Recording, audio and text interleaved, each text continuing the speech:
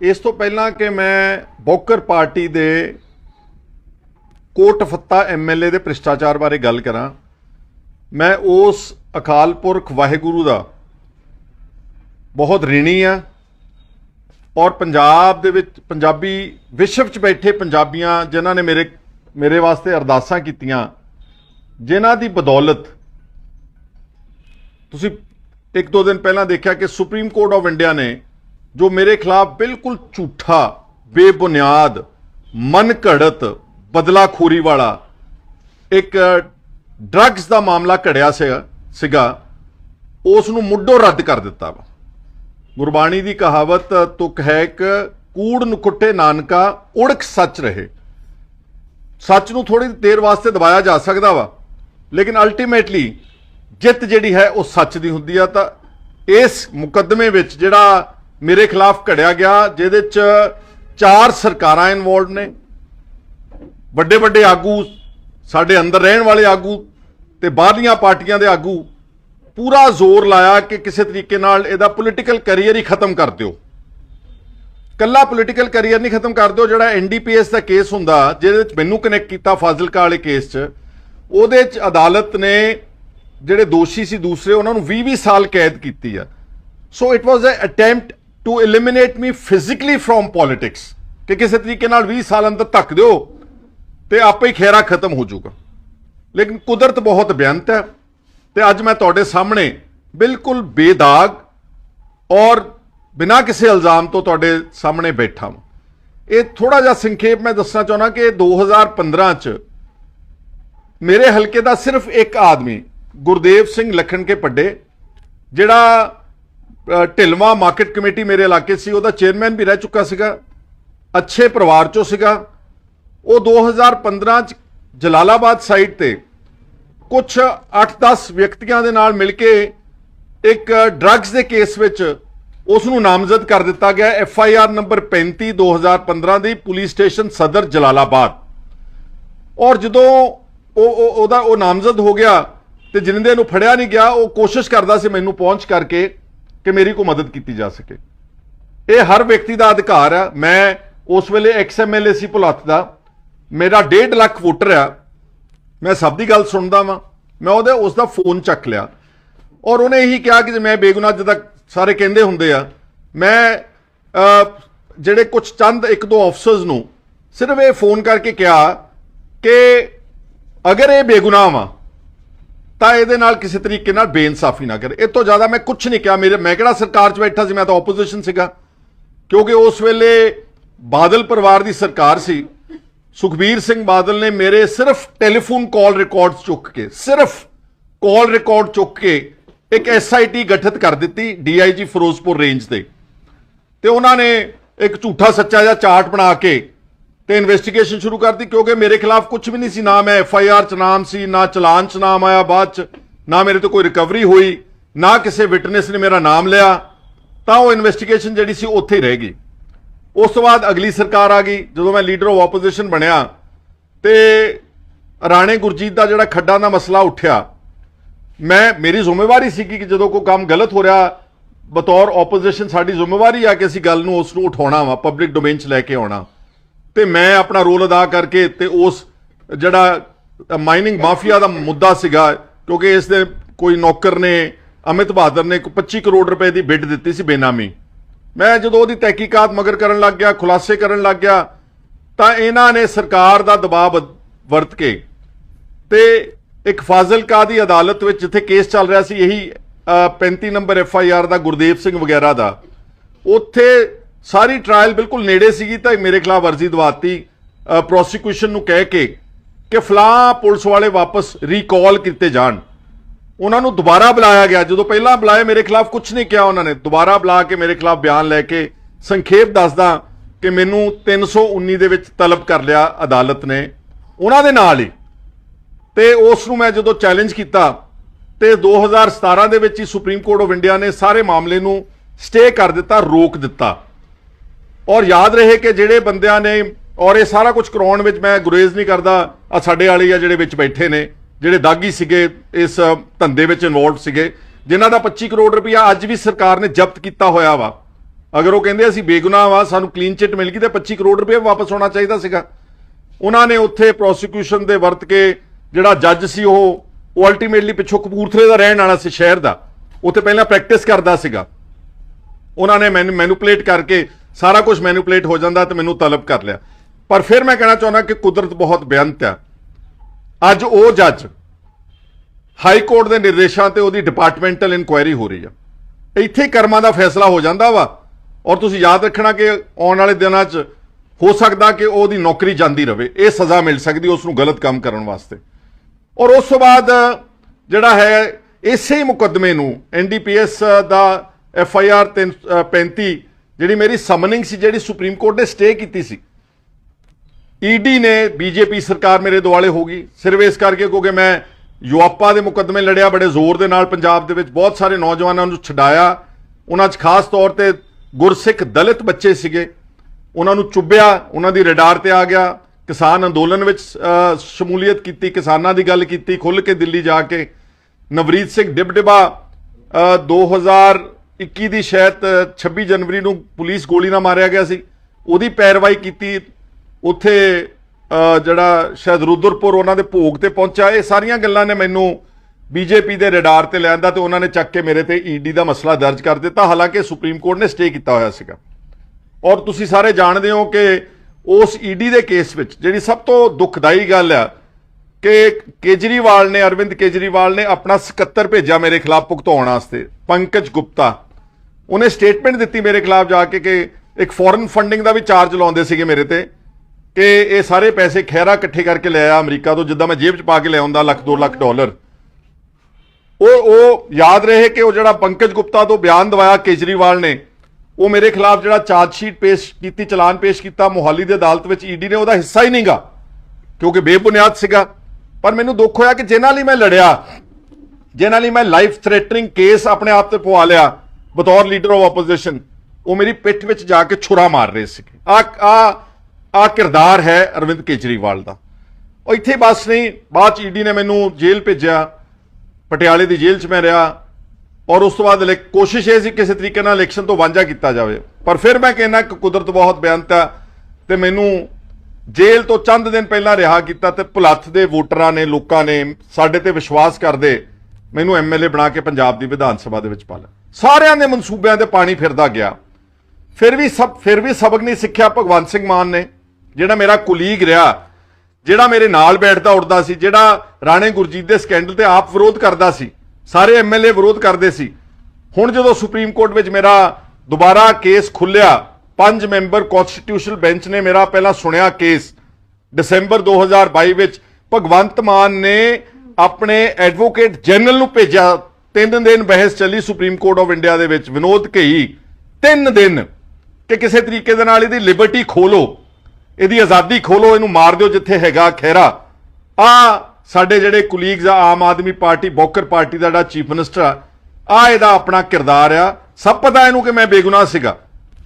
ਤੇ ਉਸ ਤੋਂ ਬਾਅਦ ਹੁਣ ਜਦੋਂ ਮੈਨੂੰ ਜਿਹੜਾ ਮੇਰੇ ਸਮਨ ਕੁਆਸ਼ ਕੀਤੇ ਨੇ NDPS FIR 'ਚ, ਉਦੋਂ ਫਿਰ ਆਪਣਾ ਸਭ ਤੋਂ ਵੱਡਾ ਵਕੀਲ ਜਿਹੜਾ ਹੈ ਬਾਹਰੋਂ ਖਰੀਦ ਕੇ ਮੇਰੇ ਖਿਲਾਫ ਖੜਾ ਕੀਤਾ। ਲੇਕਿਨ ਫਿਰ ਕਹਿਣਾ ਚਾਹੁੰਦਾ ਕਿ ਵਾਹਿਗੁਰੂ ਬਹੁਤ ਬੇਅੰਤ ਆ ਤੇ ਸੁਪਰੀਮ ਕੋਰਟ ਨੇ ਪਰਸੋਂ ਮੇਰੇ ਸਾਰੇ ਖਿਲਾਫ ਸਮਨ ਜਿਹੜੇ ਸੀ ਉਹ ਕੁਆਸ਼ ਕਰ ਦਿੱਤੇ ਤੇ ਮੈਂ ਬੈਠਾ ਤੁਹਾਡੇ ਸਾਹਮਣੇ ਆਜ਼ਾਦ। ਤੇ ਮੈਂ ਇਹੀ ਕਹਿ ਸਕਦਾ ਪੰਜਾਬ ਦੇ ਲੋਕਾਂ ਨੂੰ ਕਿ 50 ਸਾਲ ਤੋਂ ਮੇਰੇ ਪਿਤਾ ਜੀ ਤੇ ਮੈਂ ਅਸੀਂ ਇਸ ਪੰਜਾਬ ਦੀ ਰਾਜਨੀਤਿਕ ਪਿੜ ਵਿੱਚ ਖੜੇ ਆ ਔਰ ਆਪਣੇ ਵੱਲੋਂ ਇਮਾਨਦਾਰੀ ਨਾਲ ਕੰਮ ਕਰਦੇ ਆ ਤੇ ਗਾਂ ਵੀ ਕਰਦੇ ਰਵਾਂਗੇ। ਇਸ ਗੱਲ ਦਾ ਮੇਰੇ ਜੋ ਕੁਝ ਹੋਇਆ ਮੇਰੇ ਇਹਦਾ ਗੱਲ ਦਾ ਮੈਨੂੰ ਮਲਾਲ ਵੀ ਕੋਈ ਨਹੀਂਗਾ, ਕਿਉਂਕਿ ਆਪਣੇ ਵੱਲੋਂ ਤਾਂ ਵਿਰੋਧੀਆਂ ਨੇ ਮਾੜਾ ਕੀਤਾ ਪਰ ਕੁੱਲ ਮਿਲਾ ਕੇ ਮੇਰੇ ਵਾਸਤੇ ਉਹ ਫਾਇਦਾ ਕੀਤਾ। ਜਿਨ੍ਹਾਂ ਨੇ ਵੀ 4 ਸਰਕਾਰਾਂ, ਸਾਰੇ ਲੀਡਰ, ਸਾਰੀਆਂ ਏਜੰਸੀਆਂ, ਕੁੱਲ ਮਿਲਾ ਕੇ ਮੇਰਾ ਫਾਇਦਾ ਕੀਤਾ ਇਹਨਾਂ ਸਾਰਿਆਂ ਨੇ ਮਿਲ ਕੇ। ਸੋ ਮੈਂ ਉਹਨਾਂ ਦਾ ਵੀ ਰੱਬ ਭਲਾ ਕਰੇ, ਜਿਨ੍ਹਾਂ ਨੇ ਮੇਰਾ ਨੁਕਸਾਨ ਕਰਨ ਦੀ ਕੋਸ਼ਿਸ਼ ਕੀਤੀ ਲੇਕਿਨ ਮੇਰਾ ਫਾਇਦਾ ਕੀਤਾ, ਉਹਨਾਂ ਦਾ ਵੀ ਰੱਬ ਭਲਾ ਕਰੇ। ਇਹ ਤਾਂ ਮੈਂ ਕਹਿਣਾ ਚਾਹੁੰਦਾ ਸੀ ਆਪਣੇ ਮੁਕੱਦਮੇ ਦੇ ਵਾਸਤੇ। ਔਰ ਮੈਂ ਪੰਜਾਬ ਲਈ ਕਮਿਟਡ ਹਾਂ, ਜਿੱਦਾਂ ਪਹਿਲਾਂ ਗੱਲ ਕਰਦੇ ਸੀ ਉਸੇ ਹੀ ਤਰੀਕੇ ਦੇ ਨਾਲ ਪੰਜਾਬ ਦੀ ਗੱਲ ਹਮੇਸ਼ਾ ਕਰਦੇ ਰਵਾਂਗੇ। ਦੂਸਰਾ, ਤੁਸੀਂ ਦੇਖਿਆ ਕਿ ਇੱਕ ਬਹੁਤ ਬਲੇਟੈਂਟ ਕਰਪਸ਼ਨ ਦਾ ਮੈਟਰ ਉੱਠਿਆ ਪੰਜਾਬ ਚੰਦ ਦਿਨ ਪਹਿਲਾਂ। ਅਮਿਤ ਉਹਦਾ ਨਾਮ ਮੈਂ ਭੁੱਲ ਰਿਹਾ ਹੈਗਾ, ਅਮਿਤ ਰਤਨ ਕੋਟਫੱਤਾ MLA ਬਠਿੰਡਾ ਰੂਰਲ। ਦੇਖੋ 4 ਲੱਖ ਰੁਪਈਆ ਉਹਨੇ ਇੱਕ ਘੁੱਦੇ ਪਿੰਡ ਦੇ ਸਰਪੰਚ ਨੂੰ ਆਮ ਟਵਿਸਟ ਕਰਕੇ ਉਹਦੇ ਸਰਪੰਚ ਸੀਮਾ ਰਾਣੀ ਦੇ ਹਸਬੰਡ ਨੇ ਸਾਰਾ ਖੁਲਾਸਾ ਕਰ ਦਿੱਤਾ ਪ੍ਰਿਤਪਾਲ ਨੇ ਕਿ ਉਹਨਾਂ ਨੂੰ ਆਮ ਟਵਿਸਟ ਕਰਦਾ ਸੀ ਕਿ 15ਵੇਂ ਵਿੱਤ ਕਮਿਸ਼ਨ ਦੀ 25 ਲੱਖ ਰੁਪਇਆ ਗ੍ਰਾਂਟ ਤੈਨੂੰ ਤਾਂ ਦੇਵਾਂਗੇ ਵਰਤਣ ਨੂੰ ਜੇ 5 ਲੱਖ ਰੁਪਇਆ ਮੈਨੂੰ ਦੇਂਗਾ ਤਾਂ। ਸੈਟਲਮੈਂਟ ਹੋ ਗਈ। ਸਰਕਟ ਹਾਊਸ ਤੁਸੀਂ ਸਾਰੀ ਤਸਵੀਰਾਂ ਦੇਖ ਲੀਆਂ ਕਿਸ ਤਰ੍ਹਾਂ ਉਹਦੀ ਹਾਜ਼ਰੀ ਵਿੱਚ ਉਹਦੇ ਪੀਏ ਨੂੰ ਰੰਗੇ ਹੱਥੀਂ ਗ੍ਰਿਫਤਾਰ ਕੀਤਾ ਗਿਆ, ਹੱਥ ਤੋਂ ਆਏ ਗਏ, ਭਾਵੇਂ ਉਹਨੇ ਜਾ ਕੇ ਬਾਹਰ ਉੱਠ ਕੇ ਪੈਸੇ ਲੈ ਲਏ। ਮੈਂ ਪੁੱਛਣਾ ਚਾਹੁੰਦਾ ਵਾਂ ਕਿ ਕੀ ਇੱਕ ਪੀਏ ਜੁਰਤ ਕਰ ਸਕਦਾ ਜਦੋਂ ਉਹਦਾ ਬੌਸ ਉਹਦੀ ਸਹਿਮਤੀ ਨਾ ਹੋਵੇ ਤੇ ਕਿ ਪੀਏ ਪੈਸੇ ਲੈ ਸਕਦਾ ਵਾ? ਕੀ ਪੀਏ ਦੇ ਕਹਿਣ ਤੇ ਜਿਹੜੀ 25 ਲੱਖ ਰੁਪਇਆ ਗ੍ਰਾਂਟ ਸੀ 15ਵੇਂ ਵਿੱਤ ਕਮਿਸ਼ਨ ਦੀ, ਉਹ ਉਥੋਂ ਦਾ ਕੰਸਰਨ ਡੀਡੀਪੀਓ ਤੇ ਬੀਡੀਪੀਓ ਇੱਕ ਪੀਏ ਦੇ ਕਹਿਣ ਤੇ ਉਹ ਰਿਲੀਜ਼ ਕਰ ਸਕਦਾ ਸੀਗਾ? ਨਹੀਂ ਕਰ ਸਕਦਾ ਸੀ। ਇਹ ਪੈਸੇ ਅਮਿਤ ਰਤਨ ਕੋਟਫੱਤਾ ਦੇ ਜੇਬ ਵਿੱਚ ਗਏ ਨੇ, ਉਹਦੇ ਕਹਿਣ ਤੇ ਗਏ ਨੇ। ਫਿਰ ਉਸਨੇ ਆਡੀਓ ਰਿਲੀਜ਼ ਕੀਤੀ। ਆਡੀਓ ਦੇ ਵਿੱਚ ਕਲੀਅਰ ਕੱਟ ਆ ਗਿਆ ਵਾ ਕਿ ਆਪਣਾ ਸੌਦਾ ਹੋਇਆ ਵਾ ਤੇ ਆਪਾਂ ਪੈਸੇ ਜਿਹੜੇ ਆਦਾਨ ਪ੍ਰਦਾਨ ਹੋਣਗੇ। ਉਹ ਸਾਰਾ ਇੱਕ ਐਵੀਡੈਂਸ ਜਿਹੜਾ ਹੈਗਾ ਬਿਨਾ ਕਿਸੇ ਕੋਈ ਕਸਰ ਹੀ ਨਹੀਂ ਰਹੇਗੀ ਇਸ ਕੇਸ ਵਿੱਚ। ਸ਼ਰੇਆਮ ਆਮ ਆਦਮੀ ਪਾਰਟੀ ਬੋਕਰ ਪਾਰਟੀ ਦਾ ਐਮਐਲਏ ਨੇ ਪੈਸੇ ਲਏ। ਇਸ ਤੋਂ ਵੀ ਇੰਪੋਰਟੈਂਟ ਗੱਲ, ਅਗਰ ਤੁਸੀਂ ਉਹਦੀ ਆਡੀਓ ਸੁਣੋਗੇ ਪ੍ਰਿਤਪਾਲ ਦੀ 4 ਮਿੰਟ 10 ਸੈਕਿੰਡ ਤੇ ਜਾ ਕੇ ਸੁਣੋ ਉਸ ਆਡੀਓ ਨੂੰ। ਉਹ ਪ੍ਰਿਤਪਾਲ ਨੂੰ ਕਹਿ ਰਿਹਾ ਐਮਐਲਏ ਕਿ ਬਈ ਸਾਨੂੰ ਪੈਸੇ ਇਸ ਕਰਕੇ ਚਾਹੀਦੇ ਕਿਉਂਕਿ ਚੋਣ ਆ ਰਹੀ ਆ। ਮੇਰਾ ਖਿਆਲ ਜਲੰਧਰ ਜਿਮਨੀ ਚੋਣ ਦੀ ਗੱਲ ਕਰ ਰਿਹਾ ਕਿ ਸਾਨੂੰ ਪੈਸੇ ਚਾਹੀਦੇ ਨੇ ਪਾਰਟੀ ਵਾਸਤੇ। ਮਤਲਬ ਮੇਰੀ ਅੰਡਰਸਟੈਂਡਿੰਗ ਹੈ ਕਿ ਉਹ ਕਹਿ ਰਿਹਾ ਕਿ ਪਾਰਟੀ ਨੂੰ ਪੈਸੇ ਚਾਹੀਦੇ ਨੇ, ਜੇ ਨਹੀਂ ਪੈਸੇ ਅਸੀਂ ਖਰਚਾਂਗੇ ਵੱਡੇ ਘਰਾਂ ਵਾਲੇ ਇਲੈਕਸ਼ਨ ਜਿੱਤ ਜਾਣਗੇ। ਇੱਥੋਂ ਇਹ ਮਤਲਬ ਹੁੰਦਾ ਕਿ ਪੈਸੇ ਅਸਲ ਵਿੱਚ ਮੇਰਾ ਇਲਜ਼ਾਮ ਹੈ, ਇਹਦੀ ਤਹਿਕੀਕਾਤ ਹੋਣੀ ਚਾਹੀਦੀ ਕਿ ਪੈਸਾ ਪੈਨ ਪੰਜਾਬ, ਇਹ ਜਿਹੜਾ ਅਮਿਤ ਰਤਨ ਦਾ ਸਕੈਂਡਲ ਹੈ, this is only the tip of the iceberg. ਚੀਚੀ ਜਿੰਨਾ ਜਗਾੜ ਹੈ ਇਹ ਸਾਰੇ ਪੰਜਾਬ ਦੇ ਵਿੱਚ। ਸਾਰੇ ਐਮਐਲਏਜ਼ ਇਹਨਾਂ ਦੇ ਜਿਹੜੇ ਨੇ most of them barring a few MLAs ਸਾਰੇ ਪੈਸੇ ਇਕੱਠੇ ਕਰਨ ਦੇ ਉੱਤੇ ਲੱਗੇ। ਔਰ ਹੁਣ ਸਮਝ ਆਇਆ ਕਿ ਪੈਸਾ ਇਕੱਠਾ ਹੋ ਰਿਹਾ ਜਲੰਧਰ ਲੋਕ ਸਭਾ ਜਿਮਨੀ ਚੋਣ ਵਾਸਤੇ, ਔਰ ਹੋ ਰਿਹਾ ਵਾ ਅਰਵਿੰਦ ਕੇਜਰੀਵਾਲ ਦੇ ਕਹਿਣ ਦੇ ਉੱਤੇ। ਇਹਦੀ ਜਾਂਚ ਹੋਣੀ ਚਾਹੀਦੀ ਆ। ਇਹ ਪੈਸਾ ਪਾਰਟੀ ਕਰਪਟ ਮੈਥੋਡੋਲੋਜੀ ਅਡਾਪਟ ਕਰਕੇ ਪੰਜਾਬ ਦੇ ਜਿਹੜਾ ਚੋਣ ਪ੍ਰਣਾਲੀ ਆ ਉਹਨੂੰ ਗੰਦਲਾ ਕਰਨ ਵਾਸਤੇ ਪੈਸਾ ਹੋਣਾ ਇਕੱਠਾ ਕੀਤਾ ਜਾ ਰਿਹਾ। ਤੋ ਭਗਵੰਤ ਸਿੰਘ ਮਾਨ ਨੂੰ ਮੈਂ ਕਹਿਣਾ ਚਾਹੁੰਦਾ, ਤੁਸੀਂ ਕਹਿੰਦੇ ਅਸੀਂ ਕੱਟੜ ਇਮਾਨਦਾਰ ਹਾਂ। ਜੇ ਕੱਟੜ ਇਮਾਨਦਾਰ ਹੋ ਤੇ ਸਭ ਤੋਂ ਪਹਿਲਾਂ ਆਪਣੇ ਐਮਐਲਏ ਨੂੰ ਫੜੋ। There is no provision in the law. Vigilance ਕਹਿੰਦੀ ਜੀ ਅਸੀਂ ਜਾਂਚ ਕਰ ਰਹੇ। There is no provision in the law. First information report ਕੀ ਹੁੰਦੀ ਆ? FIR, first information report. ਪਹਿਲਾਂ ਕੋਟ ਫੱਤੇ ਦੇ ਐਮਐਲਏ ਦਾ ਨਾਮ ਪਰਚੇ 'ਚ ਦਰਜ ਕਰੋ, ਉਸ ਤੋਂ ਬਾਅਦ ਤੁਸੀਂ ਤਹਿਕੀਕਾਤ ਕਰ ਸਕਦੇ ਹੋ, ਉਸ ਨੂੰ ਗ੍ਰਿਫਤਾਰ ਕੀਤਾ ਜਾਵੇ। ਇਹ ਸਾਡੀ ਕਾਂਗਰਸ ਪਾਰਟੀ ਦੀ ਮੰਗ ਆ। ਅਗਰ ਨਹੀਂ ਕਰਨਗੇ ਅਸੀਂ ਆਪਣੇ ਪਾਰਟੀ ਦੇ ਵਿੱਚ ਮਤਾ ਰੱਖ ਕੇ ਵਿਧਾਨ ਸਭਾ ਦੇ ਵਿੱਚ ਵੀ ਘੇਰਾਂਗੇ ਇਹਨਾਂ ਨੂੰ, ਬੋਕਰ ਪਾਰਟੀ ਨੂੰ। ਔਰ ਇਸ ਤੋਂ ਬਾਅਦ ਅਸੀਂ ਜਿਹੜਾ ਹੈ ਇਸ ਮਸਲੇ ਨੂੰ ਜ਼ਮੀਨੀ ਪੱਧਰ ਤੇ ਵੀ ਨਾਲ ਲੈ ਕੇ ਜਾਵਾਂਗੇ। ਔਰ ਇੱਥੇ ਯਾਦ ਰਹੇ ਕਿ ਇਹਦਾ ਟਰੈਕ ਰਿਕਾਰਡ ਦੇਖੋ ਅਮਿਤ ਰਤਨ ਕੋਟਫੱਤਾ ਦਾ। ਇਹ ਅਕਾਲੀ ਦਲ ਵਿੱਚ ਸੀਗਾ, ਸ਼ਾਇਦ ਬਹੁਤ ਸਾਰੇ ਲੋਕ ਨਹੀਂ ਜਾਣਦੇ ਹੋਣਗੇ। ਅਕਾਲੀ ਦਲ ਨੇ 2020 ਵਿੱਚ ਇਹਨੂੰ ਐਕਸਪੈਲ ਕੀਤਾ ਵਾ ਕਿਉਂਕਿ ਉਹਨਾਂ ਦੇ ਕੋਲ ਸ਼ਿਕਾਇਤਾਂ ਗਈਆਂ ਕਿ ਬਹੁਤ ਸਾਰੇ ਲੋਕਾਂ ਕੋਲੋਂ ਪੈਸੇ ਇਕੱਠੇ ਕਰਕੇ ਪੈਸੇ ਹੜਪ ਰਿਹਾ ਵਾ। ਔਰ ਇਸ ਤੋਂ ਇਲਾਵਾ ਭਾਰਤੀ ਕਿਸਾਨ ਯੂਨੀਅਨ ਨੇ ਇਹਦੇ ਖਿਲਾਫ ਧਰਨਾ ਲਾ ਕੇ ਰੱਖਿਆ 2017 ਵਿੱਚ। ਉਹ ਪੈਸੇ ਆਂਦੇ ਇਲਜ਼ਾਮ ਇਹਦੇ ਤੇ। ਜਿਸ ਬੰਦੇ ਦਾ ਟਰੈਕ ਰਿਕਾਰਡ ਹੀ ਖਰਾਬ ਆ, ਜਿਹੜੇ ਬੰਦੇ ਤੇ ਬਾਰ-ਬਾਰ ਇਲਜ਼ਾਮ ਲਾ ਰਹੇ ਨੇ ਭ੍ਰਿਸ਼ਟਾਚਾਰ ਦੇ ਲੱਗ ਰਹੇ ਨੇ, ਤੁਸੀਂ ਉਹਨੂੰ ਗ੍ਰਿਫਤਾਰ ਨਹੀਂ ਕਰ ਰਹੇ। ਔਰ ਇੱਥੇ ਮੈਂ ਕਹਿਣਾ ਚਾਹੁੰਦਾ, ਮੈਨੂੰ ਲੱਗ ਰਿਹਾ ਕਿ ਭਗਵੰਤ ਮਾਨ ਨਿਹੱਥਾ ਨਜ਼ਰ ਆ ਰਿਹਾ ਮੈਨੂੰ। He is acting like a dummy chief minister. I am told ਕਿ ਜਿਹੜਾ ਐਮਐਲਏ ਆ, ਇਹ ਕੋਈ ਪਹਿਲੀ ਗੱਲ ਸੁਣ ਲਓ, ਕੁਝ ਲੋਕ ਉਹਦੇ ਵਕੀਲ ਵਗੈਰਾ ਅੱਗੇ ਆਣ ਕੇ ਕਹਿੰਦੇ ਜੀ ਇਹ ਗਰੀਬ ਆਦਮੀ। ਇਹ ਗਰੀਬ ਨਹੀਂਗਾ, ਇਹ ਦਲਿਤ ਸਮਾਜ ਦੀ ਕ੍ਰੀਮੀ ਲੇਅਰ ਹੈ, ਇੱਕ ਜਿਹੜੀ ਉੱਪਰਲੀ ਹੁੰਦੀ ਨਾ ਕ੍ਰੀਮੀ ਲੇਅਰ, ਜਿਹਦੇ ਚ ਇੱਕ ਪੈਸੇ ਦਲਿਤ ਲੀਡਰ ਦੇਸ਼ ਦੇ ਸ਼ੁਮਾਰ ਨੇ, ਉਹਨਾਂ ਵਿੱਚ ਇਸ ਦਾ ਨਾਮ ਆਉਂਦਾ। ਇਹਦੀ ਵਾਈਫ IPS ਆ, ਨਾਗਾਲੈਂਡ ਕੈਡਰ ਵਿੱਚ DIG ਆ। ਇਸ ਦੀ ਭੈਣ ਤੇ ਭਣੋਈਆ IRS ਤੇ IAS ਆਫੀਸਰਸ ਨੇ। They are very well of people. ਔਰ ਇਹਨਾਂ ਨੇ ਟਿਕਟਾਂ ਇਹੋ ਜਿਹੇ ਲੋਕਾਂ ਨੇ, ਦਿੱਲੀ ਦੀ ਜਿਹੜੀ ਇਹਨਾਂ ਦੀ ਬੋਕਰ ਪਾਰਟੀ ਦੀ ਹਾਈ ਕਮਾਂਡ ਆ, ਰਾਘਵ ਚੱਡਾ ਵਗੈਰਾ, ਉਹਨਾਂ ਨੂੰ ਪੈਸੇ ਦੇ ਕੇ ਟਿਕਟਾਂ ਖਰੀਦੀਆਂ ਨੇ। ਇਸ ਕਰਕੇ ਭਗਵੰਤ ਮਾਨ ਜਿਹੜਾ ਹੈ ਉਹ ਇਹਨੂੰ ਫੜਨ ਵਿੱਚ ਨਾਕਾਮਯਾਬ ਹੋ ਰਿਹਾ ਕਿਉਂਕਿ ਦਿੱਲੀੋਂ ਪ੍ਰੈਸ਼ਰ ਆ ਰਿਹਾ ਵਾ। ਔਰ ਪੰਜਾਬ ਪੁਲਿਸ ਦੀ ਦੇਖੋ ਤੁਸੀਂ FIR ਦੇ ਵਿੱਚ ਪਹਿਲਾਂ ਲਿਖਿਆ ਗਿਆ ਕਿ ਉਹਦਾ ਪ੍ਰਾਈਵੇਟ ਪੀਐਸਐਲ ਹੈ ਤਾਂ ਪੀਏ ਹੀ ਆ, ਉਹਦਾ ਜਾਣਦੇ ਸਾਰੇ। ਐਫਆਈਆਰ ਵਿੱਚ ਲਿਖਿਆ ਗਿਆ ਪ੍ਰਾਈਵੇਟ ਪੀਏ। ਸਰਕਾਰ ਨੇ ਕੱਲ ਟਵੀਟ ਕਰਕੇ ਕਲੈਰੀਫਿਕੇਸ਼ਨ ਦਿੱਤੀ, ਉਹਦੇ ਲਿਖਿਆ ਪ੍ਰਾਈਵੇਟ ਪਰਸਨ। ਤੁਸੀਂ ਮੈਨੂੰ ਦੱਸੋ 3-4 ਮਹੀਨਿਆਂ ਤੋਂ ਚੱਲ ਰਹੀ ਹੈ ਤਹਿਕੀਕਾਤ, 3-4 ਮਹੀਨਿਆਂ ਤੋਂ, ਤੇ 3-4 ਮਹੀਨਿਆਂ ਤੋਂ ਪੰਜਾਬ ਦੀ ਵਿਜੀਲੈਂਸ ਡਿਪਾਰਟਮੈਂਟ, ਤੁਹਾਡਾ ਕੀ ਖਿਆਲ ਹੈ ਕਿ ਉੱਪਰਲੇ ਕੋਰੀਡੋਰਸ ਆਫ ਪਾਵਰ ਵਿੱਚ ਪਤਾ ਹੀ ਨਹੀਂ ਹੋਵੇਗਾ? ਸਾਰਾ ਪਤਾ ਸੀਗਾ, ਜਾਣ ਬੁੱਝ ਕੇ ਇਸ ਐਮਐਲਏ ਨੂੰ ਡਿਫੈਂਡ ਕੀਤਾ ਜਾ ਰਿਹਾ। ਇਸ ਕਰਕੇ ਸਾਡੀ ਮੰਗ ਹੈ ਕਿ ਇਹਨੂੰ ਪਰਚਾ ਦਰਜ ਕਰਕੇ ਤੁਰੰਤ ਗ੍ਰਿਫਤਾਰ ਕਰੋ। ਔਰ ਇਹ ਪਹਿਲਾ ਕੇਸ ਨਹੀਂਗਾ। ਵਾਟ ਅਬਾਊਟ ਸਰਾਰੀ? ਸਰਾਰੀ ਨੂੰ ਇਹਨਾਂ ਨੇ ਇਸਤੀਫਾ ਕੈਬਨਿਟ ਚੋਂ ਕੱਢਿਆ ਵਾ, ਲੇਕਿਨ ਗ੍ਰਿਫਤਾਰ ਨਹੀਂ ਕੀਤਾ, ਉਹਦੀ ਇਨਕੁਆਇਰੀ ਨਹੀਂ ਕੀਤੀ ਜਿਹੜੀ ਆਡੀਓ ਦੀ ਲੀਕ ਹੋਈ। ਸੋ ਮੈਂ ਕਹਿ ਸਕਦਾ ਕਿ ਇਹ ਮਹਾ ਕਰਪਟ ਬੰਦੇ ਨੇ। ਪੰਜਾਬ ਦੇ ਲੋਕਾਂ ਨੂੰ ਇਹ 50 ਸਾਲਾਂ 'ਚ ਚੰਗੀ ਤਰ੍ਹਾਂ ਰੌਂਦ ਕੇ ਜਾਣਗੇ। ਇੱਕ ਵਾਰ ਵਾਪਸ ਚੱਲਿਆ ਮੈਂ ਡਰੱਗਸ ਦੇ ਕੇਸ ਤੇ ਆਪਣੇ ਆਲੇ ਤੇ, ਮੈਂ ਭੁੱਲ ਗਿਆ ਸੀਗਾ। ਦੇਖੋ ਕੰਪੈਰੀਜ਼ਨ ਦੇਖੋ, ਤੁਸੀਂ ਕੰਟਰਾਸਟ ਦੇਖੋ। ਖਹਿਰਾ ਸਿਰਫ ਇਸ ਕਰਕੇ ਕਿਉਂਕਿ ਸਰਕਾਰਾਂ ਦੇ ਖਿਲਾਫ ਖੜਦਾ ਵਾ, ਭ੍ਰਿਸ਼ਟਾਚਾਰ ਦੇ ਖਿਲਾਫ ਬੋਲਦਾ ਵਾ, ਉਸ ਨੂੰ ਤਾਂ ਬੜੀ ਛੇਤੀ ਟਾਰਗੇਟ ਕਰਤਾ, ਸੁਪਰੀਮ ਕੋਰਟ ਤੱਕ ਲੈ ਗਏ, ਈਡੀ ਤੱਕ ਲੈ ਗਏ। ਮੈਨੂੰ ਤਕਰੀਬਨ 8 ਸਾਲ ਲੱਗੇ ਆਪਣਾ ਮੁਕੱਦਮਾ ਠੀਕ ਕਰਨ ਵਾਸਤੇ। ਤੇ ਜਿਹੜੀਆਂ ਡਰੱਗਸ ਦੀਆਂ ਰਿਪੋਰਟਸ ਚੀਫ ਮਿਨਿਸਟਰ ਦੇ ਦਫ਼ਤਰਾਂ ਵਿੱਚ ਤੇ ਹਾਈ ਕੋਰਟ ਵਿੱਚ 5-5 ਸਾਲ ਦੀਆਂ ਪਈਆਂ, ਜਿਹਦੇ ਵਿੱਚ ਸਭ ਤੋਂ ਉੱਚ ਅਧਿਕਾਰੀ ਪੰਜਾਬ ਪੁਲਿਸ ਦੇ starting from Rajjit Singh IPS up till DGP level officers, ਉਹਨਾਂ ਦੇ ਨਾਮ ਦਰਜ ਨੇ ਉਹਦੇ ਵਿੱਚ।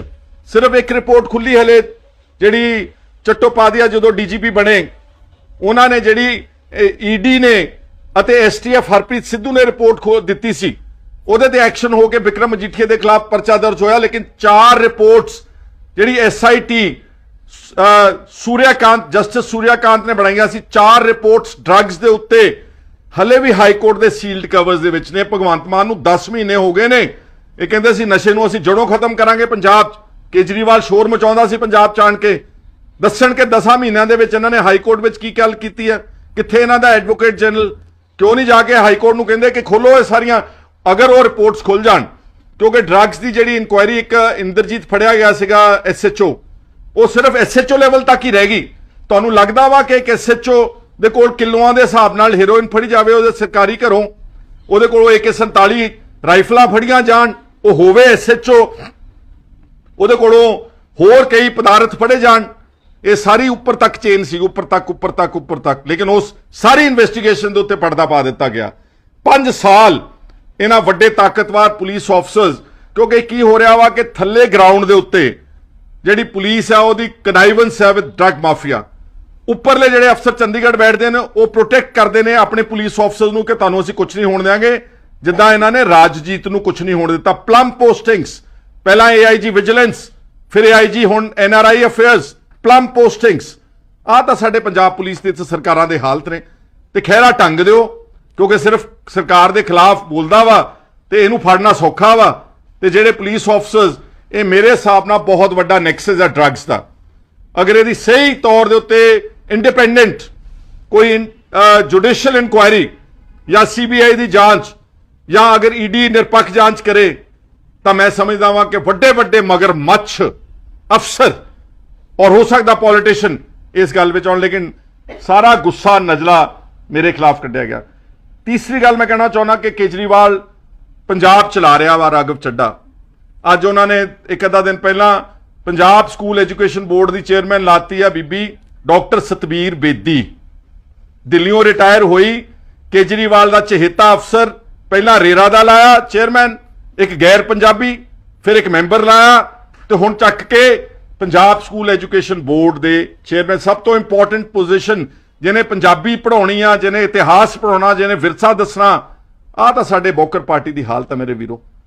ਔਰ ਮੈਂ ਸਮਝਦਾ ਸਾਡੇ educationist, eminent educationist, vice chancellors retired, ਚੰਗੇ ਪ੍ਰੋਫੈਸਰਸ, ਚੰਗੇ ਹਿਸਟੋਰੀਅਨਸ, ਉਹਨੂੰ ਲਾਉਣਾ ਚਾਹੀਦਾ ਸੀ ਇੱਥੇ। ਲੇਕਿਨ ਭਗਵੰਤ ਮਾਨ ਦੀ ਮੈਨੂੰ ਲੱਗਦਾ ਕਿ ਹੱਥ ਬੰਨੇ ਹੋਏ ਨੇ ਕੇਜਰੀਵਾਲ ਪਾਰਟੀ ਨੇ। ਇਹ ਸਬੂਤ ਆ ਰਿਹਾ ਦੁਬਾਰਾ ਕਿ ਉਹ ਸਰਕਾਰ ਦਿੱਲੀੋਂ ਚਲਾ ਰਹੇ ਨੇ।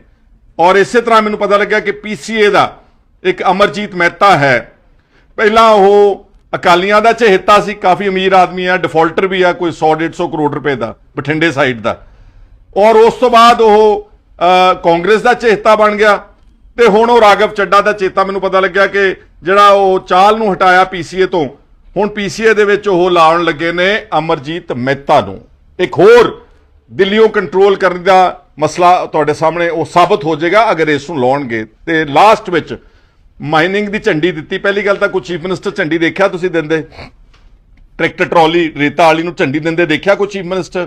ਚੀਫ ਮਿਨਿਸਟਰ ਡੈਮ ਬਣਾਉਂਦੇ ਨੇ, ਚੀਫ ਮਿਨਿਸਟਰ ਯੂਨੀਵਰਸਿਟੀਆਂ ਖੜੀਆਂ ਕਰਦੇ ਨੇ, ਚੀਫ ਮਿਨਿਸਟਰ ਪੰਜਾਬ ਦੇ ਪਾਣੀਆਂ ਦੀਆਂ ਮਤੇ ਪਾਸ ਕਰਦੇ ਨੇ ਪੰਜਾਬ ਦੀ ਵਿਧਾਨ ਸਭਾ ਦੇ ਵਿੱਚ, ਮੁੱਖ ਮੰਤਰੀ ਆਉਣ ਵਾਲੀਆਂ ਪੀੜ੍ਹੀਆਂ ਦੇ ਬਾਰੇ ਸੋਚਦੇ ਨੇ। ਇਹ ਰੇਤਾ ਦੀ ਟਰਾਲੀ, ਔਰ ਰੇਤਾ ਦੀ ਟਰਾਲੀ ਜਿਹੜਾ ਟਰੈਕਟਰ ਚਲਾ ਰਿਹਾ ਸੀ ਬੰਦਾ, ਉਹਦੇ ਤੇ ਪਰਚਾ ਦਰਜ ਆ ਮਾਈਨਿੰਗ ਦਾ। ਕਿੱਡੀ ਹਾਸੋਹੀਣੀ ਗੱਲ ਹੈ ਇਸ ਵੇਲੇ। ਔਰ ਮਾਈਨਿੰਗ ਸਾਰੇ ਪੰਜਾਬ ਦੇ ਵਿੱਚ ਰੈਂਪੈਂਟ। ਮੈਂ 2 ਵੀਡੀਓਜ਼ ਟੈਗ ਕੀਤੀਆਂ, ਇੱਕ ਐਲਗਰਾ ਪਿੰਡ ਆ ਨੂਰਪੁਰ ਬੇਦੀ ਚ, ਜਾ ਕੇ ਦੇਖ ਸਕਦੇ ਹੋ 70 ਫੁੱਟ ਡੂੰਗੀ ਮਾਈਨਿੰਗ, ਗੈਰ ਕਾਨੂੰਨੀ ਖੱਡ। ਇੱਕ ਅਜਨਾਲਾ ਕੁਲਦੀਪ ਢਾਲੀਵਾਲ ਦੇ ਹਲਕੇ ਦੇ ਵਿੱਚ ਜਾ ਕੇ ਦੇਖ ਸਕਦੇ ਹੋ। ਜਗਦੇਵ ਖੁਰਦ ਵਿੱਚ ਮੈਂ ਵੀਡੀਓ ਭੇਜੀ ਆ, ਰਾਤ ਦੇ ਹਨੇਰਿਆਂ ਵਿੱਚ ਦਰਜਨਾਂ ਸ਼ਾਇਦ ਸੈਂਕੜੇ ਟਰੱਕ ਲੱਦੇ ਰੇਤਾ ਦੇ ਜਾ ਰਹੇ ਨੇ, ਤੇ ਸਰਕਾਰ ਕਹਿੰਦੀ ਅਸੀਂ ਗੈਰ ਕਾਨੂੰਨੀ ਮਾਈਨਿੰਗ ਖਤਮ ਕਰਤੀ। ਤੇ ਲਾਸਟ ਪੰਚਾਇਤੀ ਜ਼ਮੀਨਾਂ ਛਡਾਓ। ਕੁਲਦੀਪ ਸਿੰਘ ਢਾਲੀਵਾਲ ਚੁੱਪ ਕਿਉਂ ਕਰ ਗਏ ਹੋ? ਕਿੱਥੇ ਹੋ ਤੁਸੀਂ? ਮੈਨੂੰ ਲੱਭ ਨਹੀਂ ਰਹੇ। ਇੱਧਰ ਉੱਧਰ ਦੀਆਂ ਗੱਲਾਂ ਕਰਦੇ ਹੋ, ਇੱਧਰ ਉੱਧਰ ਦੀਆਂ ਗੱਲਾਂ ਛੱਡੋ। ਲਵਲੀ ਯੂਨੀਵਰਸਿਟੀ ਦੇ ਖਿਲਾਫ ਹਾਈ ਕੋਰਟ ਦਾ ਨੋਟਿਸ ਹੋ ਚੁੱਕਾ ਵਾ, ਅਪ੍ਰੈਲ ਦੀ ਡੇਟ ਆ। 13 ਏਕੜ ਜ਼ਮੀਨ ਚਹੇੜੂ ਔਰ ਨਾਨਕ ਨਗਰੀ ਪਿੰਡ ਦੀ ਜਿਹੜਾ ਉਹਨੇ ਫਰਜ਼ੀ ਤਬਾਦਲਾ ਸ਼ੋ ਕੀਤਾ। ਤੁਸੀਂ ਜੇ ਵਾਕਈ ਪੰਜਾਬ ਅਤੈਸ਼ੀਓ 100 ਕਰੋੜ ਰੁਪਏ ਦੀ ਜ਼ਮੀਨ ਆ, 100 ਕਰੋੜ ਰੁਪਏ ਦੀ ਜ਼ਮੀਨ ਲੈ ਕੇ ਪਿੰਡ ਵਾਲੇ ਭੋਲੇ ਲੋਕਾਂ ਤੋਂ ਉਹਨਾਂ ਨੂੰ ਵਹੀਂ ਦੇ ਕੰਢੇ ਹੜ ਮਾਰੂ ਜ਼ਮੀਨ ਦੇਤੀ 2 ਕਰੋੜ ਰੁਪਏ ਦਾ, 98 ਕਰੋੜ ਰੁਪਏ ਦਾ ਘਾਟਾ, ਇੱਕ ਕਪੜਾ। ਔਰ ਹੁਣ ਕੁਝ ਨਹੀਂ ਕਰਨਾ ਕੁਲਦੀਪ ਸਿੰਘ, ਮੇਰੇ ਤੋਂ ਲੈ ਲਾ ਸਲਾਹ ਜੇ ਤੈਨੂੰ ਨਹੀਂ ਪਤਾ ਲੱਗਦਾ। ਤੁਸੀਂ ਕੁਝ ਨਹੀਂ ਕਰਨਾ। ਜਿਹੜਾ ਤਬਾਦਲਾ ਸ਼ੋ ਕੀਤਾ ਝੇੜੂ ਦਾ, ਜਿਹਨੂੰ ਕਿ ਨਾਨਕ ਨਗਰੀ ਨੇ ਅੱਜ ਤੱਕ ਐਕਸੈਪਟ ਨਹੀਂ ਕੀਤਾ। ਨਾਨਕ ਨਗਰੀ ਪੰਚਾਇਤ ਪਟੀਸ਼ਨਰ ਹੈ ਹਾਈ ਕੋਰਟ ਜਿੱਥੇ ਨੋਟਿਸ ਹੋਇਆ ਵਾ। ਮਹਿਤਾਬ ਸਿੰਘ ਖਹਿਰਾ ਨੇ ਉਹ ਰਿਟ ਉਹਨੂੰ ਦੁਬਾਰਾ ਇਨਸਟੇਟ ਕਰਾ ਰਹੇ ਨੇ ਹਾਈ ਕੋਰਟ 'ਚ। ਕੁਝ ਨਹੀਂ ਕਰਨਾ, ਉਹ ਫਾਈਲ ਮੰਗਾ ਕੇ ਜਿਹੜਾ ਗੈਰ ਕਾਨੂੰਨੀ ਤਬਾਦਲਾ ਉਹਨੂੰ ਰੱਦ ਕਰ ਦਿਓ ਤੇ 100 ਕਰੋੜ ਰੁਪਏ ਦੀ ਪੰਚਾਇਤ ਝੇੜੂ ਤੇ ਨਾਨਕ ਨਗਰੀ ਦੀ ਜ਼ਮੀਨ ਵਾਪਸ ਲੈ ਸਕਦੀ ਸਰਕਾਰ, ਪਰੰਤੂ ਨਹੀਂ ਲੈਣਗੇ ਕਿਉਂਕਿ ਇਹਨਾਂ ਦੇ ਰਾਜ ਸਭਾ ਦਾ ਮੈਂਬਰ ਅਸ਼ੋਕ ਮਿੱਤਲ ਦੀ ਯੂਨੀਵਰਸਿਟੀ ਆ। ਬਾਬੇ ਸਿੱਚੇਵਾਲ ਕੋਲ 23 ਕਿੱਲੇ ਜ਼ਮੀਨ ਸ਼ਾਹਕੋਟ ਦੇ ਇਲਾਕੇ 'ਚ, ਅਖੇ ਅਸੀਂ ਗਾਈਆਂ ਪਾਲ ਰਹੇ। ਗਾਈਆਂ ਪਾਲਣਾ ਬਾਬਾ ਜੀ ਤੁਹਾਡਾ ਕੰਮ ਨਹੀਂਗਾ। 0.8% ਸਾਡੇ ਕੋਲੋਂ ਸੈਸ ਕੱਟੀ ਜਾਂਦੀ ਹੈ ਹਰ ਬਿਜਲੀ ਦੇ ਬਿੱਲ ਵਿੱਚ, ਹਰ ਸ਼ਰਾਬ ਦੀ ਬਿੱਲ ਬੋਤਲ ਦੇ ਉੱਤੇ ਕਾਉਸੈਸ ਲੱਗੀ ਹੋਈ ਆ। ਤੁਸੀਂ ਜ਼ਮੀਨ ਛਡਾ ਕੇ ਦਿਖਾਓ। ਜੇ ਕੁਲਦੀਪ ਸਿੰਘ ਢਾਲੀਵਾਲ ਤੁਸੀਂ ਨਹੀਂ ਛਡਾ ਸਕਦੇ ਆਪਣੇ ਮੈਂਬਰਾਂ ਕੋਲੋਂ, ਤੇ ਲੋਕਾਂ ਦੀ ਕਚਹਿਰੀ ਵਿੱਚ ਆਣ ਕੇ ਮਾਫੀ ਮੰਗ ਲਾ। ਤੇ ਉਹ ਜਿਹੜੇ ਗਰੀਬ ਵਿਚਾਰੇ ਕਿੱਲੇ 2-2 3-3 ਕਿੱਲੇ ਦੇ ਚਹੇੜੀ ਕਲਾਂ ਪਿੰਡ ਆ ਫਤਿਹਗੜ੍ਹ ਸਾਹਿਬ ਦਾ ਸਿਮਰਨਜੀਤ ਮਾਨ ਨੂੰ ਟਾਰਗੇਟ ਕਰਕੇ ਆ ਚੰਡੀਗੜ੍ਹ ਦੇ ਲਾਗੇ ਇੱਕ ਪਿੰਡ ਦੀ ਤੁਸੀਂ 600 ਟੱਬਰ ਉਜਾੜਿਆ ਭੰਮੇ ਕਲਾਂ ਪਾਤੜਾਂ ਵਿੱਚ ਪੰਜਾਬ 'ਚ। ਫਿਰ ਉਹਨਾਂ ਸਾਰਿਆਂ ਤੋਂ ਮਾਫੀ ਮੰਗ ਜੇ ਤੁਸੀਂ ਲਵਲੀ ਵਾਲੇ ਤੋਂ ਜ਼ਮੀਨ ਨਹੀਂ ਛੁਡਾ ਸਕਦੇ। ਇਹ ਮੇਰੇ ਅੱਜ ਦੇ ਇੰਪੋਰਟੈਂਟ ਮਸਲੇ ਸੀ। ਸਾਰੀਆਂ ਗੱਲਾਂ ਮੈਂ ਜਾਇਜ਼ ਕੀਤੀਆਂ। ਤਾਂ ਮੈਂ ਤੁਹਾਨੂੰ ਸਭ ਨੂੰ ਬੇਨਤੀ ਕਰੂੰਗਾ ਕਿ ਇਸ ਨੂੰ ਜ਼ਿਆਦਾ ਤੋਂ ਜ਼ਿਆਦਾ ਆਪਣੇ ਪੇਜ ਤੇ ਸ਼ੇਅਰ ਕਰੋ। ਜਿਹੜਾ ਮਾਈਨਿੰਗ ਵਾਲਾ ਮਸਲਾ ਹੈ, ਇਹਦੇ ਰਕੇਸ਼ ਯੂ ਕੈਨ ਤੁਸੀਂ ਬੰਦ